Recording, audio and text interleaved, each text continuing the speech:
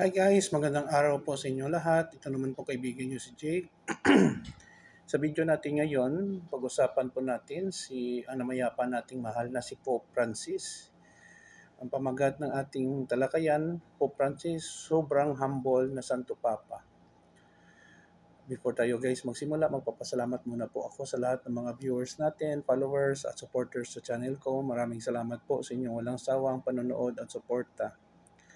Kung bago lang kayo sa channel ko at gusto niyo ang video na ito, paki-like lang po, share, and huwag kalimutang mag-subscribe. Si Pope Francis ay namayapa na po sa edad na 88 years old last Monday, no?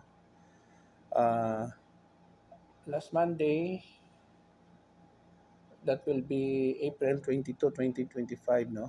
Namatay po siya sa stroke, no? Pero ang magandaan dito, sabi ng kanyang doktor, ay hindi po siya pinahirapan. Natulog lang po siya, na comatose, yun lang po. No? Now, bakit ko nasabi na si Pope Francis ay sobrang humble na Santo Papa? May isang balita na binigyan po siya ng isang luxury car ng Lamborghini, isang very expensive na car sa Italy. Instead na gamitin niya for personal use, ang ginawa ni Pope Francis ay ibinenta niya at ang kinita ibinigay niya sa charity. Nagpapakita lang po ito na wala talagang pakialam si Pope Francis sa mga material na bagay at gusto niya lang talagang tumulong sa kanyang kapwa. May mga report guys, no, nang namayapa po si Pope Francis, ang kanyang pera lang po ay only $100. Yes, $100, less ba sa 19 euros. Wala po siyang sariling bahay, wala po siyang bank account, no investment sa kanyang pangalan.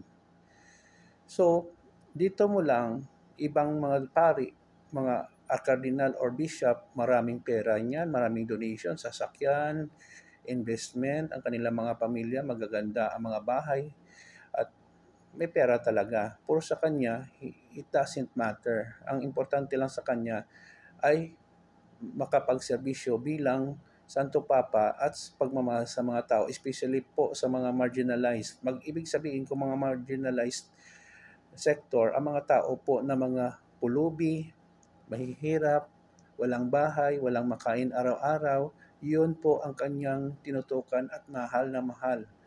At isa po siya sa mga Santo Papa na nagmahal sa mga LGBTQ members natin, ng mga kapatid, no?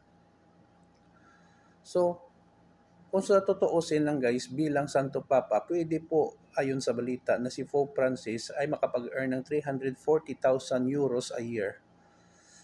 But, hindi niya tinanggap since 2013 siya naging Santo Papa. Bakit? According dito, because he was a Jesuit and the Jesuit take a vow of poverty.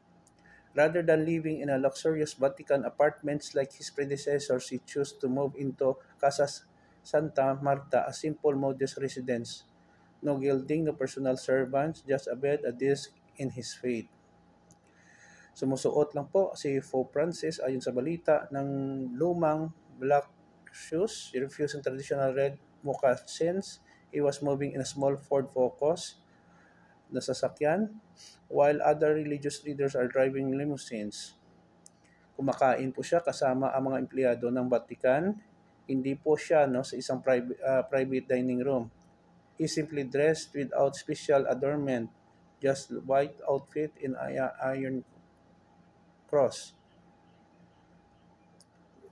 So, dito guys, makikita natin very humble po siya. Hindi siya nagbabrag at simple living lang po si Pope Francis, no? Ano ba ang mensahe nito? It is not what you own that matters. That was you are. What you are for others. Yun po ang importante po. Kung ano ang ating pagkatao na makatulong tayo sa ibang kapwa, no? So, si Pope Francis po ang isang Santo Papa na may puso. A man who has proved that to live simply is to reign differently. Very inspiring naman po ang buhay ni Pope Francis, no? Dapat nating gayahin guys, no? So, yun lang po. Sana po may natutunan kayong aral. Please like, share, and huwag kalimutan mag-subscribe sa channel ko. Maraming salamat sa inyong panonood. Ito naman po kaibigan niyo si Jake. Paalam.